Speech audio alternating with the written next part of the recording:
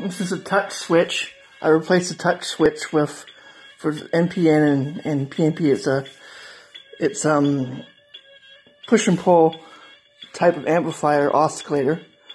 And I replaced this with 0.02 microfarads and a switch with 0.02 microfarads. So I also replaced the touch switch, which replaced the key with touch switch.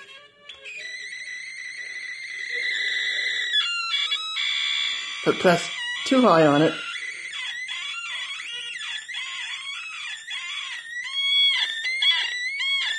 strange noise it makes.